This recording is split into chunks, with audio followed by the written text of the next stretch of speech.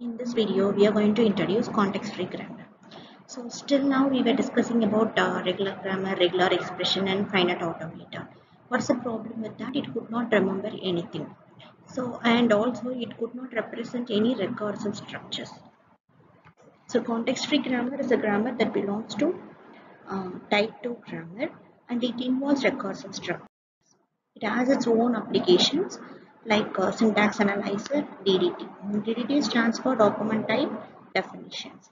So in syntax analyzer, syntax analyzer is a phase of a compiler, and we represent syntax of a programming language using this context-free grammar. Similarly, DDT is very important part in HTML and XML languages. So in HTML, it is inbuilt, right? In XML, we represent the document type definitions using this context-free grammar. So we'll talk about small example for this context-free grammar. Let us construct a context-free grammar for generating a palindrome string over sigma is equal to 0, 1. It means that we are going to construct a context-free grammar that generates all possible palindrome strings over the alphabet 0, 1. So all binary palindrome strings are going to be generated by the context-free grammar which we are going to construct. For example, these are some palindrome strings that belongs to sigma is equal to 0, 1. So when we observe these strings, what do we infer from it? See, the starting and the ending symbols in the palindrome strings are same. Similarly, second symbol from the first and the second symbol from the last one are same. So if it is an odd length palindrome, then we have one extra symbol at the center. If it is an even length palindrome, then the number of symbols present in the first half must be same as that of the second half. If this is the property, then when I reverse the string, then I will be getting the same string. So we know that what a string is, what is a palindrome string, right? A string is said to be a palindrome string. If I find a reverse of it, then it should be same as that of the original string. To satisfy this property, to satisfy this, the string should be in the following manner. That is, the first symbol and the last symbol must be same. Similarly, the last but one and the second symbol from the first must also be same. So this is the important logic which we have to understand from it, right? So we'll construct now, understanding this, we'll construct a context-free grammar for this. Okay, so what is the basis thing here? We don't have any symbol at all. We know nothing or no symbol is indicated by epsilon symbol. And 0, the basic symbol is the basic symbol. Here the input alphabet is 0, 1.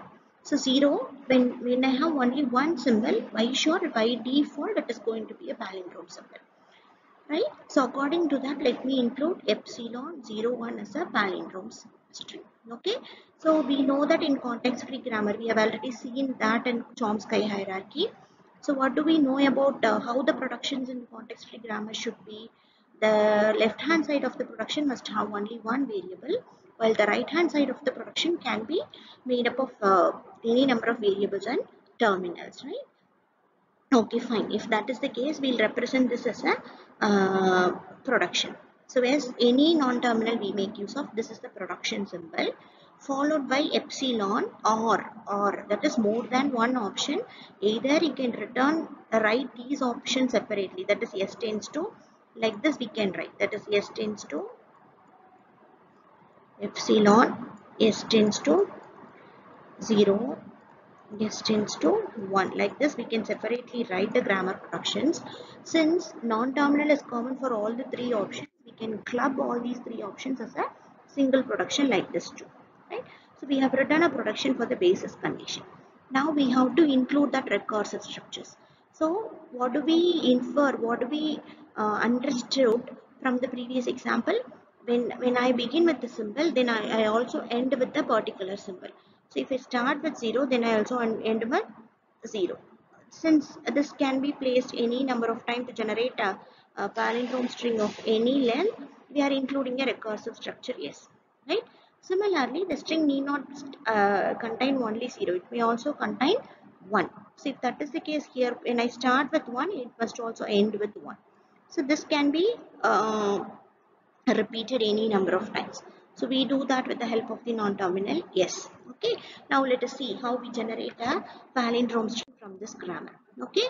So this is the grammar which we constructed earlier. Now assume that we have to generate this, that is 0 1 1 0. So I have to start from the starting symbol, that is the non-terminal symbol. This non-terminal symbol S can be replaced with any of the options here. So even you can combine these two productions like this, epsilon 0 1 like this. Even you can write it as a single production. Right, nothing wrong with that. But you should not combine two production that belongs to two different non-terminals. Yes, so what is my target? I have to generate a string 0 1 1 0. Right? So for that we have to think which option we have to make use of, because to expand a non-terminal is we have 5 options, right? 1 is 0 is 0, 1 is 1, epsilon 0 1. These are the terminating conditions. When I go with these options, further iterations are not possible. But when I go with these two options, yes, I can repeatedly replace until I get my designated string. Right? So here what I want, the output string starts with 0. So I'll go with this option because it is nested inside, right? So I'll go with this option. That is, I'll replace S with 0 S0. S replaced now. Now what I want 1 next in my input string. So I have to replace this S with the option 1 S1. S replacing it. Next what I want only the symbol 1. So hence replacing this S with 1. So like this, you can derive a string from this. Similarly, all the syntax of a programming language will be represented using context-free grammar. Every state present in our program will be considered as a string. Like this is the string. Like this it will be considered. The compiler will try to derive that string from the given context-free grammar. If it is successfully deriving it, if it is able to successfully derive this statement, particular programming statement from the given grammar, from the constructed grammar, then it concludes that there is no syntax error. Suppose if it is not able to derive the same, then it concludes that there is a syntax error in that particular programming statement. Right? Okay, now we'll go ahead with the formal definition of context-free grammar. A context-free grammar consists of 4 components, namely VTPS, where V is a variable in the sense all the expansion. This is the variable which can be replaced by some subset of strings, right? And T is a terminal. Terminal is a final output. This cannot be further extended. And X is the start symbol. P is the production that satisfies the constraint of type 2 grammar. What are the constraints of the type 2 grammar? It should begin, that is, head of the production must contain only a single non-terminal, while body of the production may contain any number of variables and terminals. Now we'll represent the example, that is the palindrome grammar over 0, 1, which we constructed earlier using this 4-tuple representation. Right, here we have only one non-terminal, that is a variable that we have represented here.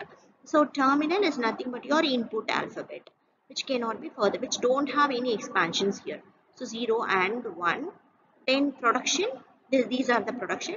Here the start symbol. If we have more than one non-terminal in our grammar, one of the non-terminal can be designated as the starting terminal. But here starting a variable, but here our grammar consists of only one variable, hence that is considered as the start symbol. So to summarize, we have introduced context-free grammar. Context-free grammar is a superset of the regular grammar. The language recognized by the context-free grammar is context-free language. That is, it can recognize some languages which cannot be considered, which cannot be recognized by finite automaton.